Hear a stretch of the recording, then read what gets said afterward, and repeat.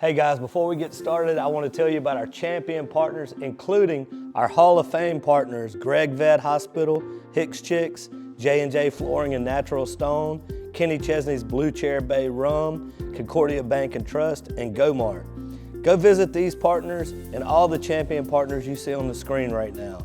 Make sure to do business with them and tell them Miss Lou Champion sent you. All right, guys, we're coming live from Cathedral School today. Got my man Joey here with me. Glad to be back, It's brother. been a minute, man. We're here with Andrew Beesley. How are you, brother? Good, man. Good. We appreciate See you, Joe. We do that. We cover the baseball. We always do a little interview with the baseball team every year, and so we were glad to come in this morning. Man, you got 5 seniors, if I'm not mistaken. 6. You got 5 that's been with you since you started, right? Yeah, I've had 5. This is kind of the first group that I started with. I think it was 5 years ago. Yeah. And I think they were 7th or 8th graders when I started, and getting to coach them all the way through, it's really been an honor to me to see them grow up the whole way and the strides they've made through their seasons. And then you just picked up a 6th senior. I did. I just picked up a 6th senior. He actually started school here and went to school here to the 4th grade, moved to Alabama, and decided to come back this year. And he's been a big help and a big help to the team, as I would say. Awesome, man. Well, what we'll do is I'll let Joey kind of start us out, and we'll just talk about the team in general for a little while, and then we'll talk about the seniors, and then we'll get those guys on camera too. Sounds good. So, Joey, you want to get us started? Sure. First of all, I played my senior year of baseball here, played for your grandfather, Ken. Mm-hmm. Had a glove like that, but I think it had a hole in it. Probably so. But let's start off. I was trying to think of a good joke. You came up with a better one. Third game of the year, you beat Madison Regional Academy 3-2. How big was that, and how does that rank among your wins? It's one of the bigger wins we've had as a program here in a long time, but it's one of those things that we've been preaching since day one that I got here, that you belong with those teams. You can win those games. You just got to eliminate the small errors and just play the game you know how to, and don't beat yourself, and this team did a really good job of that. And speaking of teams, each year each team is different. How long does it take you to kind of get a feel for the team? It doesn't take long at all. This team's completely different than last year's team. And it all really starts with your core group of seniors and your leaders on the team and how they want the team to go. And, I can say that I do a lot for the team, but if you don't have leadership, a coach can only carry you so far. You got to have player leadership, and that's what makes a good team. One thing that I noticed whenever I started teaching years back is whenever I came in, I was like, I'm going to be hard on these kids and this and that. It didn't take me long to learn that they're all different. And some of them you can be very hard on, and some of them you can't. Some of them you have to manage it different. So how do you handle that aspect of coaching? Like I always tell them, some of them you need to kick them in the rear to get them going. Some kids respond that way. That's how I was. And when I first started coaching, I treated almost every kid that way because I just thought that's how you responded. I was going to shut the coach up if he was yelling at me. And it's like, I'm about to show you and prove you wrong. But some kids need to be patted on the back. You never know. Even though we're a private school, you never know what those kids' home lives are like. And baseball is just their getaway. And you got to kind of treat it that way. Yeah. Everybody definitely responds differently. Mm-hmm. They do. What's been the biggest surprise to you coaching? How kids change over the years. Okay. In my opinion. So watching kids grow up, how much they change from when they're in 8th grade to 12th grade. You don't realize it because you're with them every day, but if you really sit back and look back at pictures and stuff like that, and just personalities. Some kids do a whole 180 on personalities. You got those late bloomers. Yeah, and that's the one hardest thing about baseball with making cuts and stuff like that. It's hard to cut a 9th grader when he's not developed because you never know what he's going to turn into. And you might end up losing some kids because of that. But baseball, you only have so many spots on the field, and it just is what it is. Sometimes you got to take that chance. But you might end up missing out on a guy because he doesn't mature until he's in 10th grade or 11th grade. That makes sense. What's it like watching them from a leadership perspective from like that 8th grade to, can you kind of see that? Yeah, in my opinion, you can kind of tell who your leaders are going to be by the time they're in 8th grade. Oh, really? I firmly believe that. I firmly believe you can't make somebody a leader. You're either born with it or you're not. Some people can try, and that helps, but you can tell in 8th grade who the leader of that group is most of the time. And it's just by watching how they carry themselves, how they treat teammates, how people respond to them when they talk. If that kid's talking to people, shut up and listen. Yeah. And you can see that on an early age.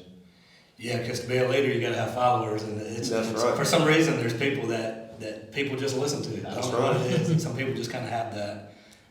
It's Yeah, a little that's swagger about them. Yeah, a little swag. Right. Well, who's the team to beat in district? This year it'll be Jackson Prep in district, or Oak Forest. Those are the two big teams, and then you got us and Kapai and Silliman in there. Just show you how crazy baseball is. Riverfield beat Prep, right? Riverfield beat Prep. I think they beat Prep and JA the other night. So you just never know. That's the one thing I really love about baseball is anybody can beat anybody. On any given day, it doesn't matter. They got to throw that pitch across the 17-inch plate. It's not like you can take a knee. You've got to get 3 outs, and anybody can beat anybody. I almost ran to my class with Having flashbacks, huh? Man, since we're 6 games into the season now. 6 games. Kind of just give us a little overall recap of what you're thinking about this team right now. Yeah, right now, it's honestly one of the tougher teams I've coached because the amount of depth we have and getting people into the right positions. This is the biggest pitching staff depth I've ever had. We have depth at every position on the field that people could play on any given day. And right now, you're just trying to plug in people and figure out, who belongs where. It's been tough, honestly, because some kids aren't getting to play positions that they normally play. But, it's early in the season, and you got to figure out what's going to work in the long run. It's a good problem to have. It's a good problem to have, but it's hard to make a lineup, I can tell you that. Well, talk about, of course, you played at ULM, and then you went to a couple of junior colleges. Talk about the recruiting process, what that was like for you. Man, I came out of high school, and I only had one offer. Southwest Community College, went there for a year and had a really good year. Just wasn't satisfied with where I was, I guess is what you would call it. Just not happy. And I was either going to quit playing or I was transferring, and ended up getting where I could get released and be able to transfer. I went to Hines. And I only had Colin and Hines coming out of Southwest, so I only had 2 offers there. Went to Hines. And that's kind of where my career took off, and just had a really good sophomore season, and ended up coming out of Hines with, I think it was like 25 or 26, something like that, offers. And chose ULM mainly because, my sister went there. I had family that owned a restaurant right there on the bayou, and my mom, dad could come watch me play whenever they wanted to. So it really just kind of fit. Was it the best baseball school? Probably not. Do I regret it? No. I had made some of the best friends of my life there and had a great time. And, everything happens for a reason. And that's just where I ended up. And there was actually a school that didn't want to release you. Did that kind of surprise you? And then you kind of saw the politics? Yeah, Southwest, when I tried to transfer, it took all summer to get released. I was sitting in the dean's office of Southwest 2-3 times, arguing with him, trying to explain to him why I wanted to be released. And, there was some things that happened within the program that I didn't like. And, not to say any names or call anybody out, but I just didn't like it or agree with it. And I told him, I was like, look, I'm either transferring and you're going to give me a release, or I'm not playing. I'm not coming back. No matter what you do in here, I'm not going to be on Southwest campus next year. It just is what it is. And then he finally released me, and you kind of see the politics, but it's crazy talking about that, how much has changed since then. Because now a kid can up and leave whenever he wants. It Kids have all the leverage. Yeah, and it's unbelievable. But I understand when you sign your scholarship, it's kind of like a contract, or at least that's the way they looked at it, and they expect you to play 2 years. Yeah. But it just wasn't working out. Now, Louisiana's voting on the one-time transfer today. Of course, by the time this airs, it'll probably be. Yeah. I don't expect it to, and I'd be surprised if it passes. But what do you think about that? For high school? Yeah. Man, it's going to cause a lot of problems. Yeah. So they're saying one time he could transfer one time. One time. So if a kid, Now I got voted down big last year. I mean, the way I see it, I just don't understand. It's taking away being able to build programs, because if a kid's not starting right away in ninth grade, he's going to leave. Right. And he might not be ready in ninth grade. Me and my dad were having this conversation last night. If you put a ninth grader in there and start him, and he might deserve the spot, but let's say he starts struggling, because when the game speeds up, at some point in the season, the game's going to speed up on him. And you pull him and you replace him, does that take all that kid's confidence away? And it's not that you're replacing him because, you're struggling, or you might just not be ready, but he's not going to understand that. He's going to think, well, man, I'm not as good as I thought I was, and then it just kills that kid's confidence. Whereas in ninth and 10th grade, you can build them as JV players and they can be superstars for 2 years and then work their way up to that varsity role. That makes sense. And there's pros and cons to it. You hear all the sides, but one of the definite cons of it for sure, both high school now that we're talking and college and all of that is it's really good to fight through adversity sometimes. Yeah. And whenever you can just walk away from something like that, you really don't learn the lessons that come with that battle. And I mean, that's just life in general. I mean, you look back at your biggest parts of growth in life, and it's usually the toughest times. And we're kind of taking that away from the kids, but it gives them opportunities. So there's also the other side that people would argue, but that's definitely, to me, that's the biggest con is that you're cheating them of that growth opportunity. There's no doubt. I mean, it's like I said, it's a different world now, and not parents in general, but just as a society, they want to coddle their kids, and it's a different environment. It is.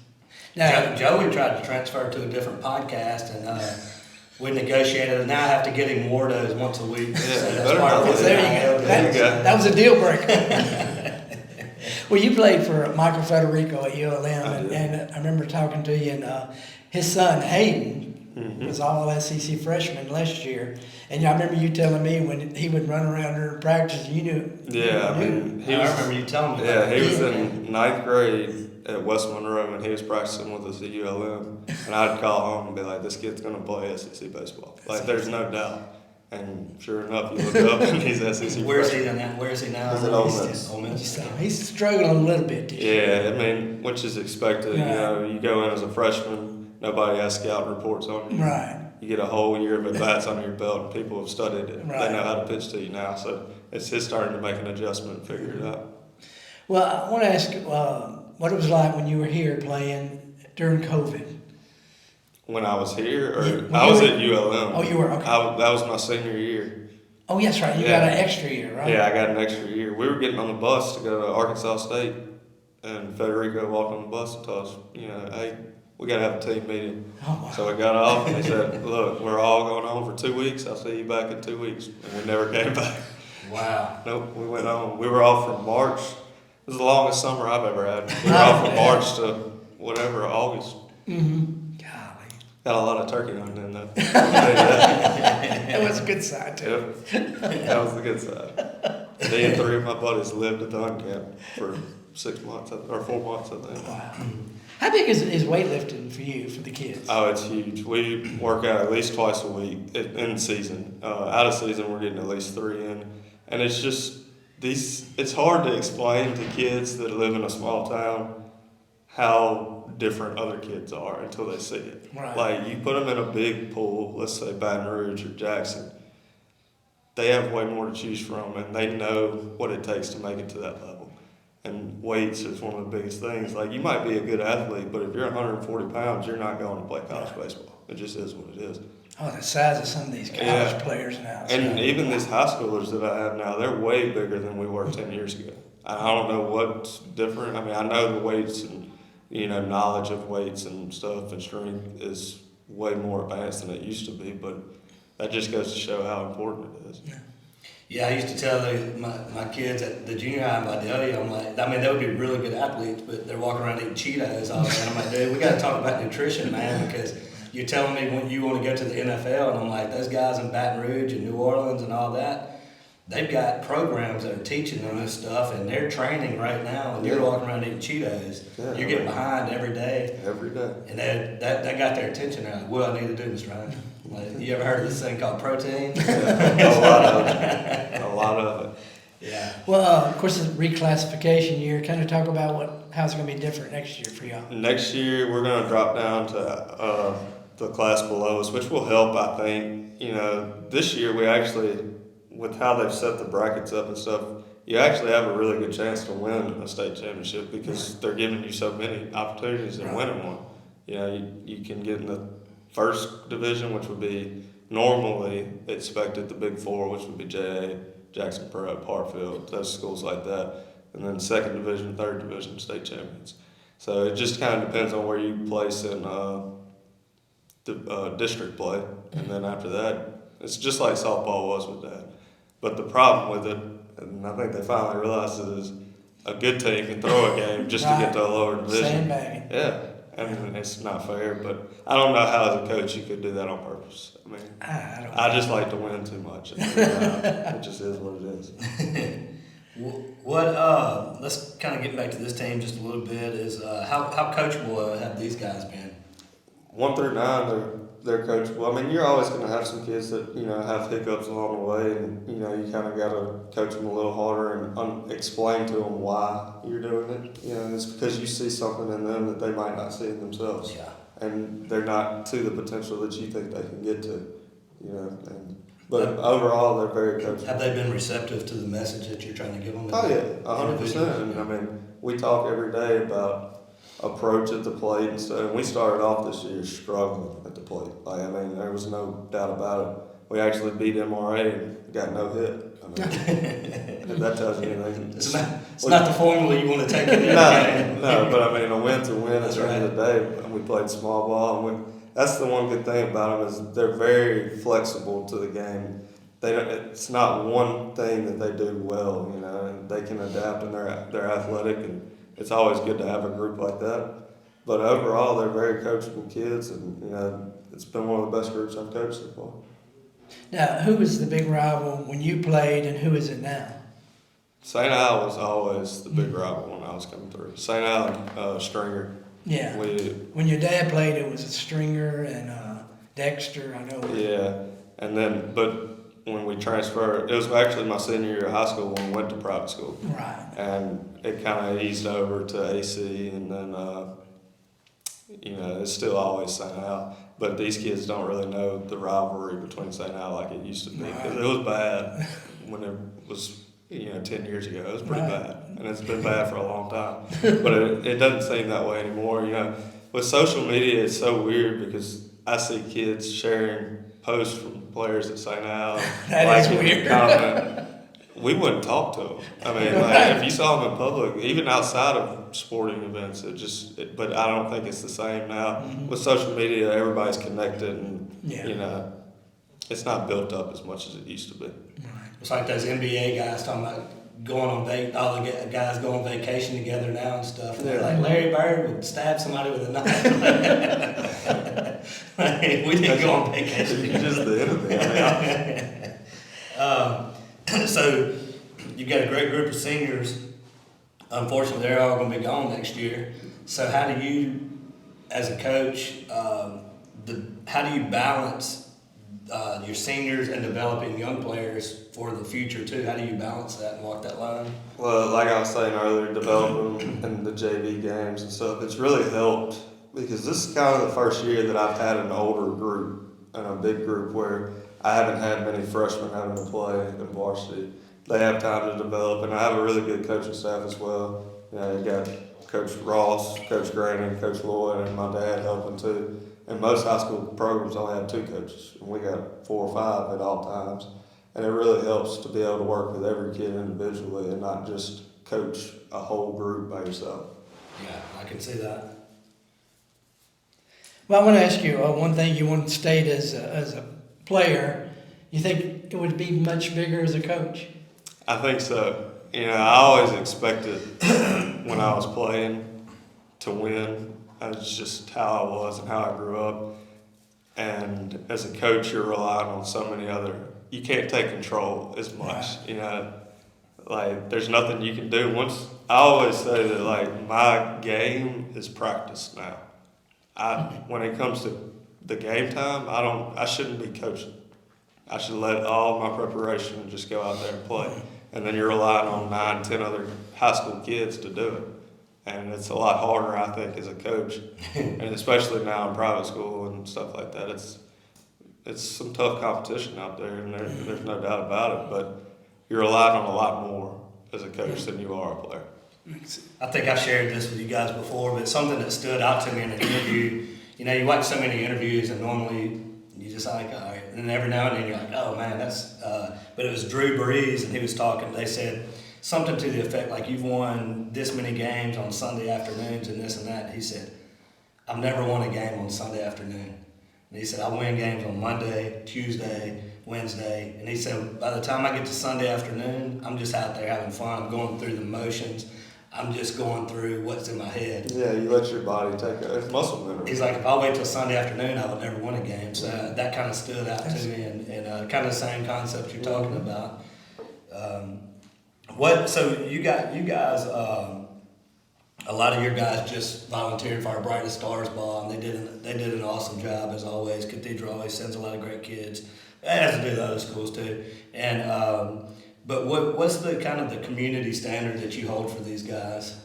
You want your kids to be the face of the community.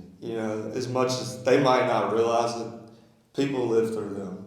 Like in a small town, your high school sports programs, people live through you. Yeah. And you want them to be a good representative to your program. And I'm really proud of them. They enjoy those kind of things. It's not like having to force them to go do it. And that's always great to see as a coach, just good young men that like to help out.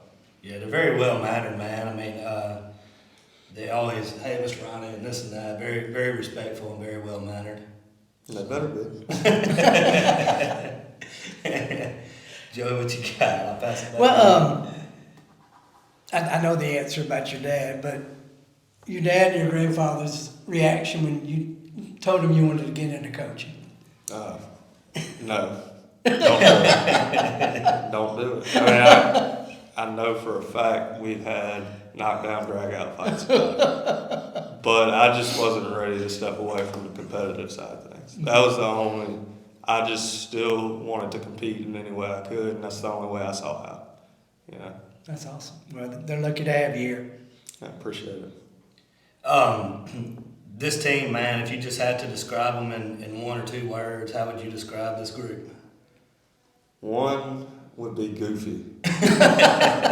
I'm telling you. I tell them every day I think I lose brain cells thinking about something. Which they keep it entertaining. Let's put it that goofy and entertaining. But they're competitors, and they're not scared to play anybody.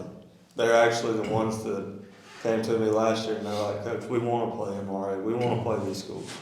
And, that's always good to see kids that want to compete against the best, And you always say as a coach, to be the best, you got to beat the best. Yeah. Well, these kids have actually taken kind of control of that and gone and done it.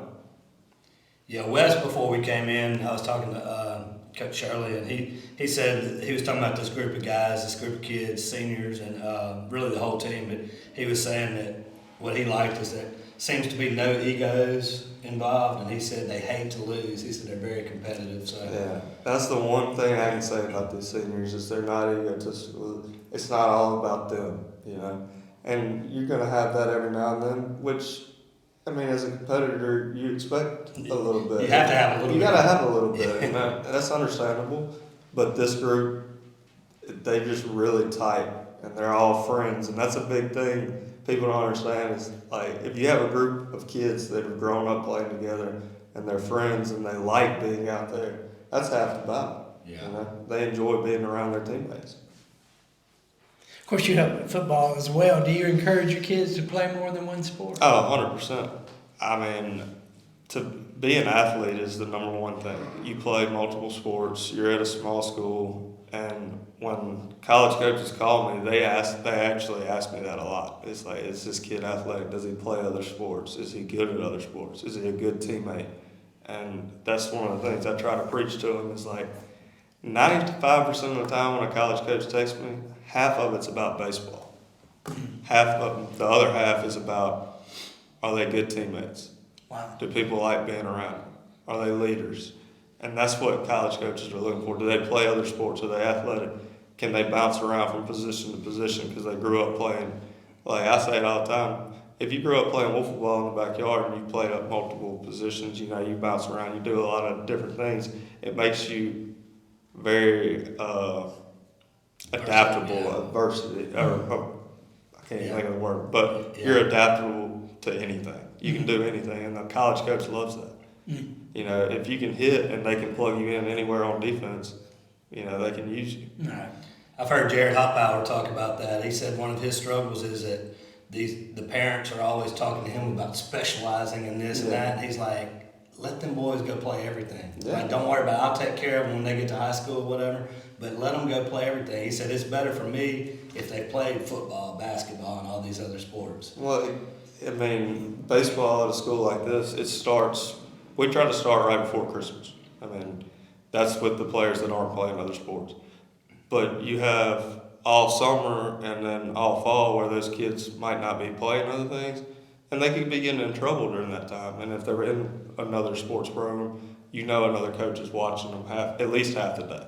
And that's always a good thing in my eyes. And Jared talks about the hand-eye coordination. Oh, He's yeah. a big believer in, the more sports you play, the better all of that becomes too. And I think in football, it really develops you as a person. It makes you tougher all the way around because, nobody likes getting hit every play. Most people at least. But if you can keep getting back up after getting those hits, I think it builds you into a man. Yeah.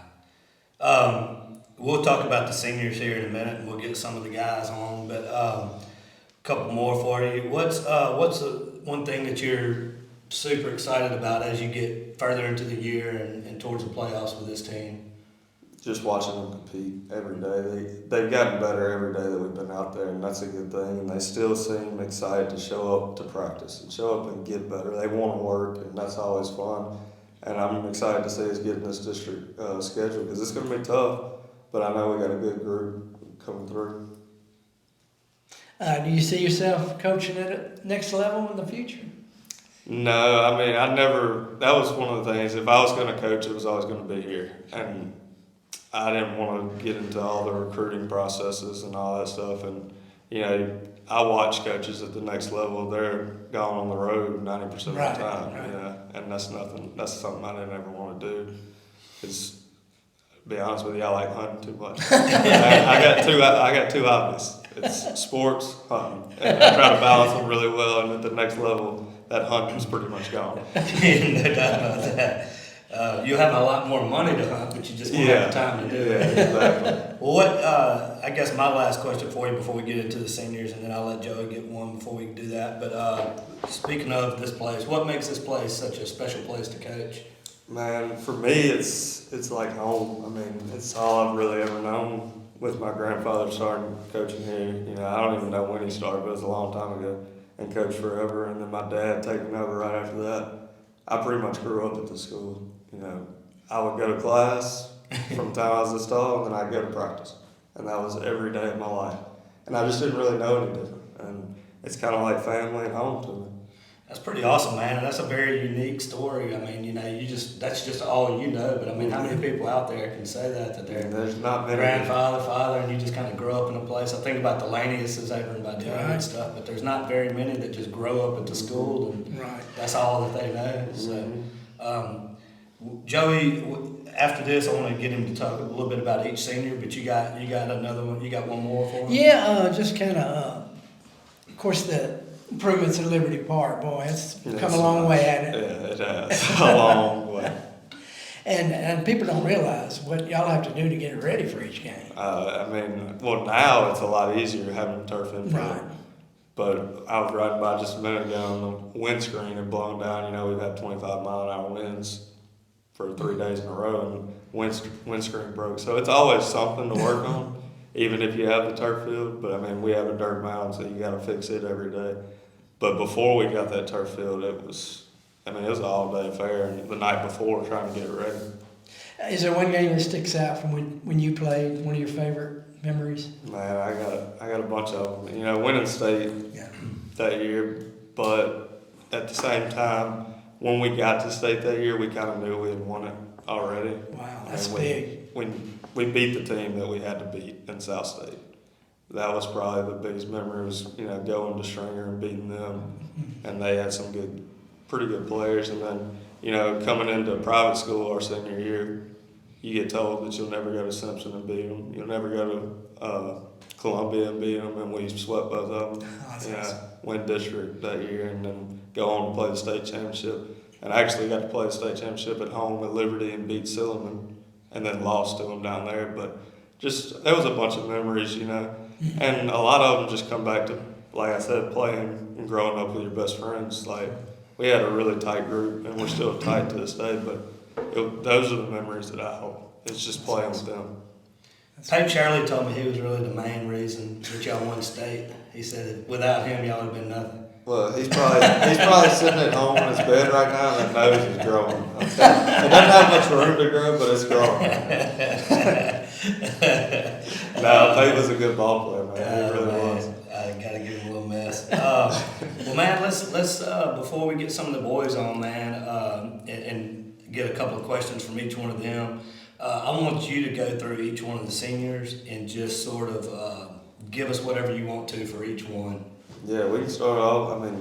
T. Fonder, he's been here forever. His dad Braxton played here, and he actually started for me in 9th grade and has never left the field at shortstop. This year he played soccer, and it was the first lineup I made out as a head coach that he wasn't in as a shortstop. And it was the weirdest thing I've ever seen. That's all I've ever known was writing T. Fonder at shortstop. And he's just always been a really good ball player for us. And probably one of the better shortstops to come through Cathedral.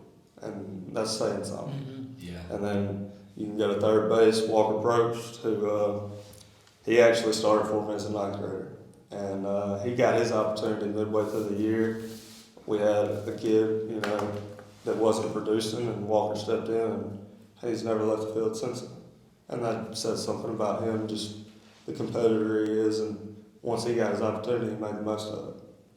And then we'll go to right field, Houston Edwards, who didn't start as a 9th grader, but I'll tell you this, that kid has worked his tail off since he's got here and found a way to get on the field and found a way to stay on the field. And it's really impressive. And then you go to center field, Tripp Wimberly, another competitive kid, and he's just one of those Swiss Army knives. You can do anything with him. I can bring him out of center field and put him on the mound without even warming up, and I know what you're going to get from him. He's going to throw strikes, and he's going to give you everything you got. And that's all you can ask out of a kid.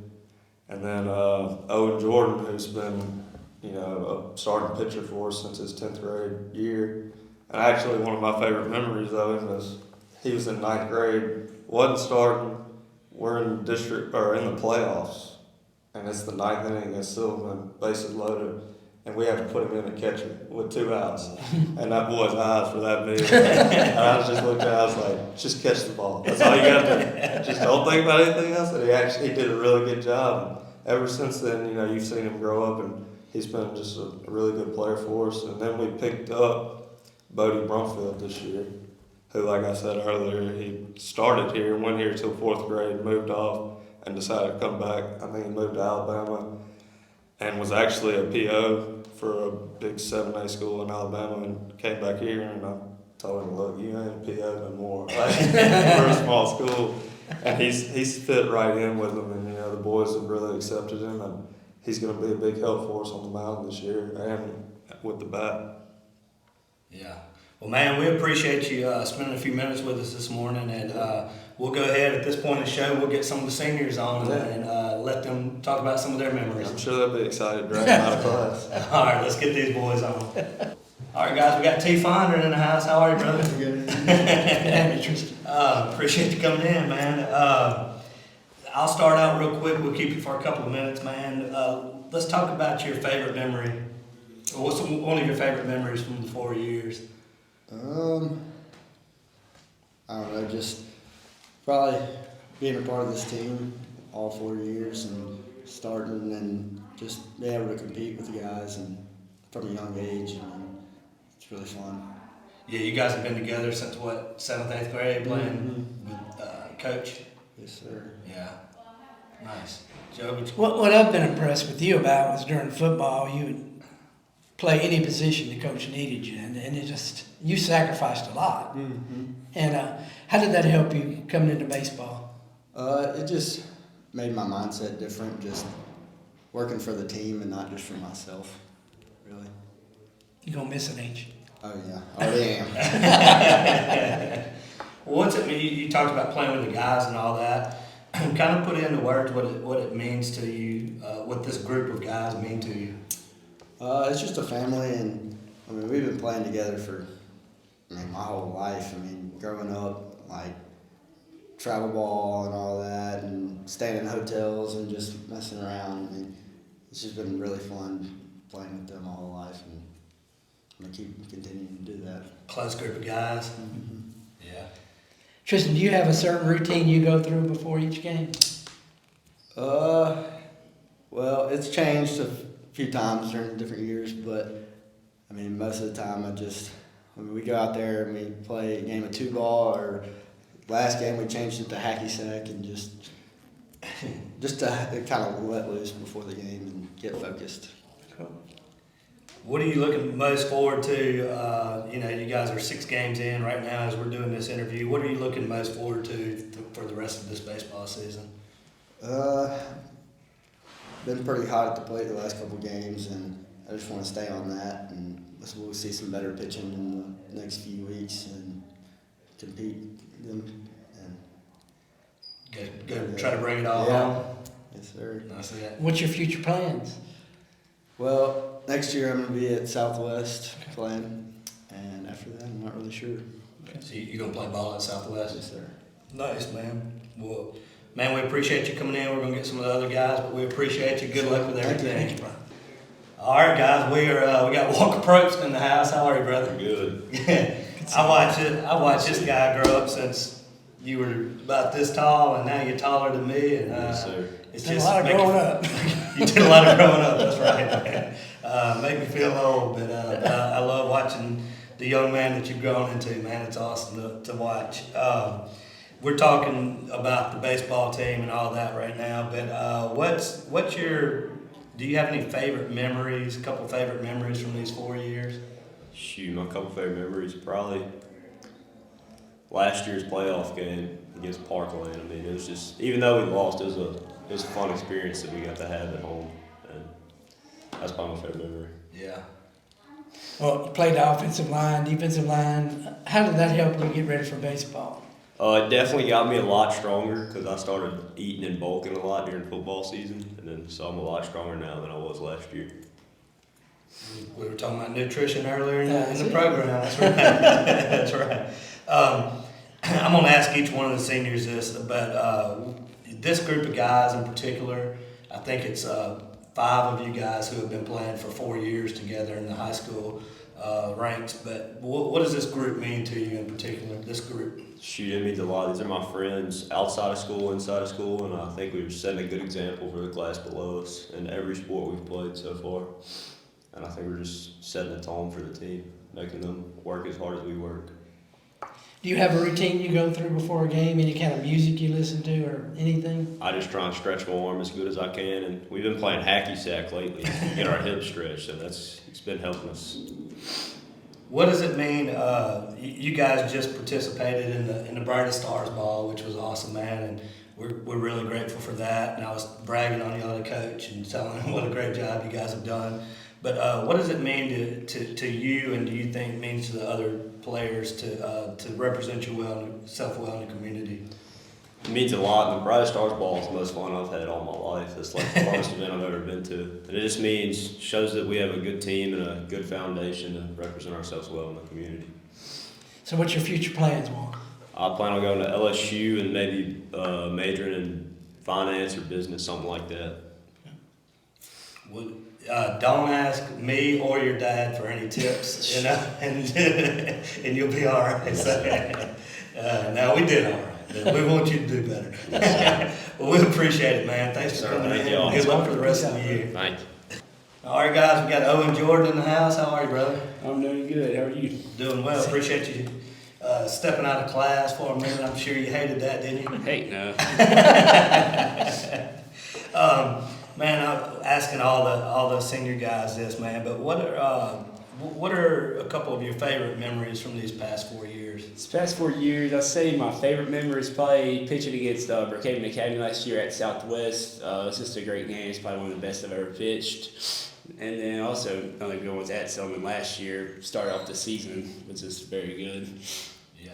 Coach told a little story about you earlier. Said I believe he said whenever you were a freshman, you had to go in like the ninth inning and catch. And talk about that for a second. Oh yeah, it was my first time ever pitching a varsity game, and we're playing Franklin County, and there was a runner on third, and the other pitchers weren't getting it done, and so I went in there, threw one ball, and threw like a wild pitch to hit off the backstop, and the catcher threw out the runner going back to third, and I got the win. Oh, nice. Whatever it takes. Whatever it takes. Nice. So how do you mentally get ready for a game, especially if you're pitching, Owen? Really, I just like to hang out with my friends, like to get my mind off the game, take away the nerves, and so we'll like play a little like hacky sack behind the dugout or play 2-ball, just games, just hanging out, just get ready for it. Listen to any music or anything to get you? I'm not a big music guy. I like to just hang out and talk to people. Okay. What are these this group of guys that you guys have here? What do those guys mean to you, and just playing ball with them for 40 years? What does that mean to you? Oh, they mean everything to me. We've played together our whole entire lives, and you can see, ever since like football season, we just really know we just know how to fight until the very end, and really it's like we know how to win. And it's really just carried over every sport this season. Make you want to dial in and play harder because you got really those guys beside you? Yeah, it's really just you want to do your best every moment, never take any plays off. So what are your future plans? Oh, I'm going to pitch at Southwest next year, and then do my 2 years and see where it goes from that. Last question, man. I was talking to Walker. I appreciate you guys coming to do the Brightest Stars ball, man. It was awesome. Oh, yeah. I was bragging to Coach on y'all. But what does it mean to do? What does it mean to be a good representative in the community? It means a lot, because you want to make the younger kids look up to you, make them want to do it. Brightest Stars ball, that's one of the funnest things you'll ever do in your high school career. We appreciate it, man. It'll always put a smile on your face, and you just want to show the younger kids how to really just show others what to do and be a good representative for the school. Okay, well, man, we appreciate it, and good luck to the rest of the year, and good luck moving forward. Yes, sir. Thank y'all.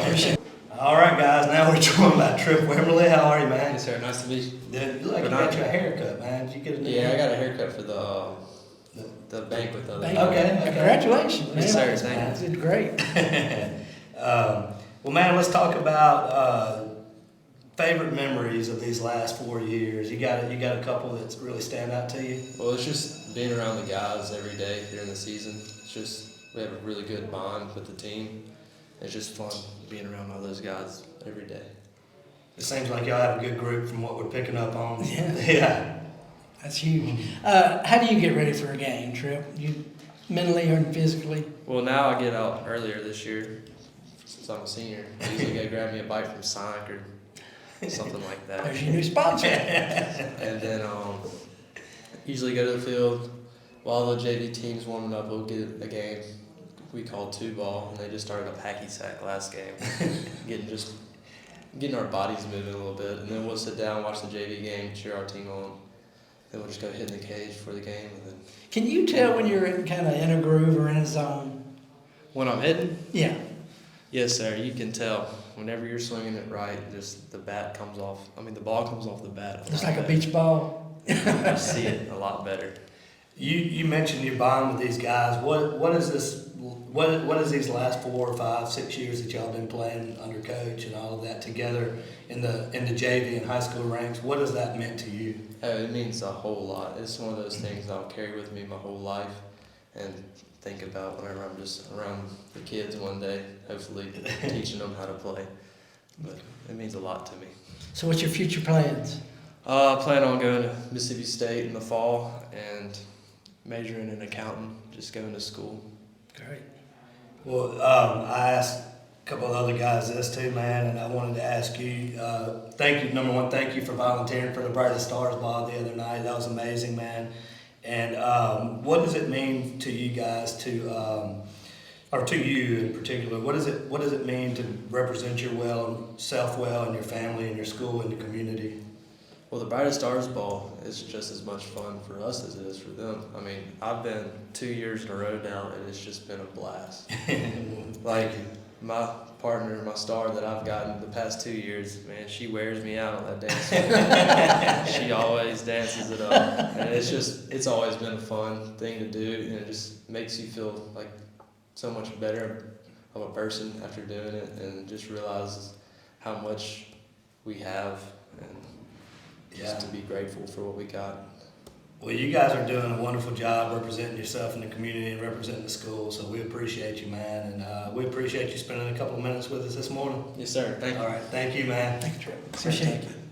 All right, guys, we're here with Houston Edwards. How are you, man? Good. We appreciate you joining us for a minute.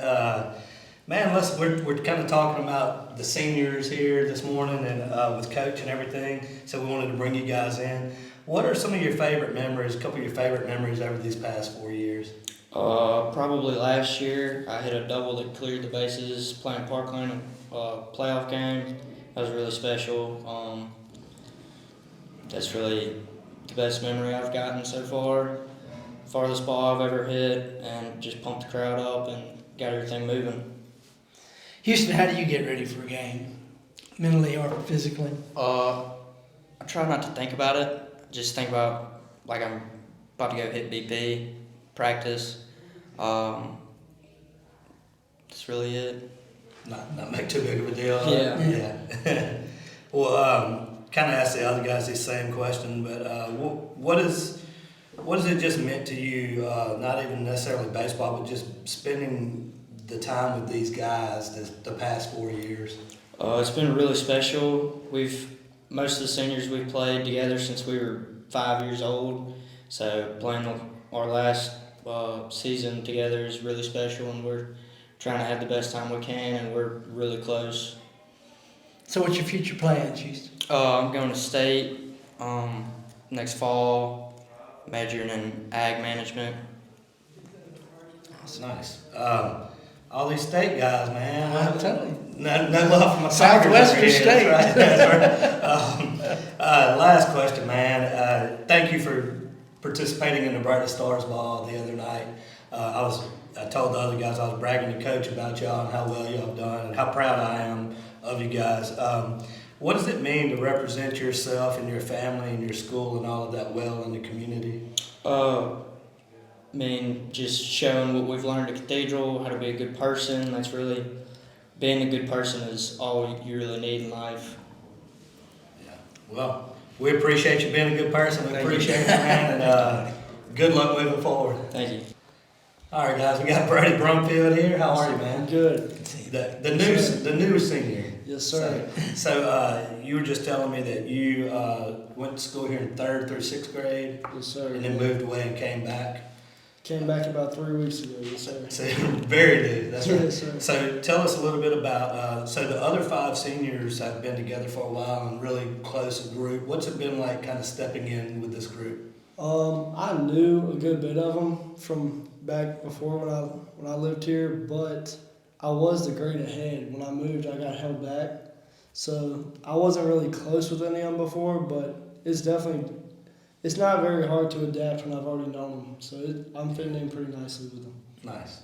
And I just can't imagine having to do that. But how did you manage just, like you say, you knew a lot of the guys, but how big of a change was it for you?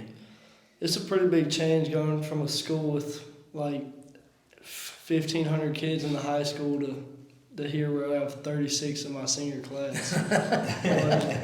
It's a lot like slower and not as fast paced, and I like the change. I like living in a more rural place like this.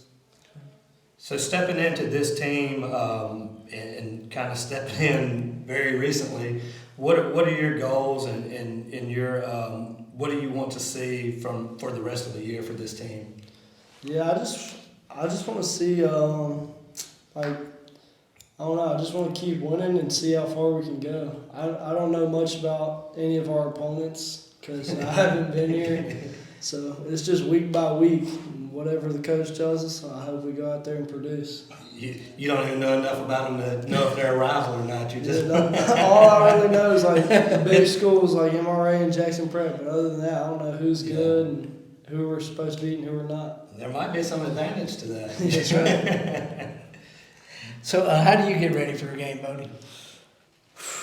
Well, it really starts the night before. Definitely if it's a game that I'm pitching the next day, I like to have a big carb meal the night before, like a pasta. And then I don't eat breakfast. So the next day I'll wake up and don't eat breakfast. And I don't eat until like the game. So I just run off the carbs from the meal the night before, and then I get to my game and do all my arm care and stretches and stuff, and then I'm ready to go. You must devour everything after the game. Yes, sir. I eat a big meal after the game. This guy's got a specific routine. I don't like I don't like pitching on a full stomach. Yeah. I feel like I'm not as twitchy or something. I don't know. I've just been like that for a while. That's a good plan, man. Well, you participated in the Brightest Stars Ball the other night, man, and we appreciate you doing that fresh into town and coming and participating in one of our biggest nights of the year. What does it mean to you to represent yourself and your family and now Cathedral very well in the community? Yeah, it means a lot to me. Definitely like the Brightest Stars Ball. My sister has special needs. So growing up with her and like seeing how people treat her, like I would always treat people any differently than mine. Like they're just the same, and any chance I get to like help somebody out like that, I'm always gonna take it.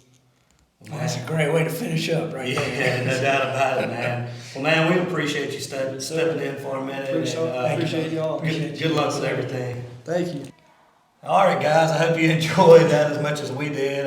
This was a unique, kind of a different way outside of the studio. So many seniors, we couldn't get them all at the same table. It would have been awkward with like 8 of us or 9 of us sitting around. But this is, I think, a pretty cool way to do it. That was awesome. Glad to have you back too, man. Hey, it was great, brother. What kind of jumped out to you on the? Oh, just how mature these guys are, how focused, and I'm going out and playing some hacky sack now. me and you better dial back on the hacky sack. we'll be in the hurdy sack at the hospital. Yeah, that's a great group, and we both just wish them the best, and they certainly deserve all the success they've had and will have. Yeah, I think it says a lot about the Cathedral School and the parenting and all of that, because you see it in the quality of these young men. So, well, man, I appreciate you. You too, and Andrew, man, that was awesome. That was one of the really best we've had. That's good. Yeah. So thank you to Andrew. Thank you to the young men. Thank you to Cathedral. Thank you to all of our partners out there who make it possible for us to get out in the community and do what we do. God bless everybody out there, and as always, have a champion day.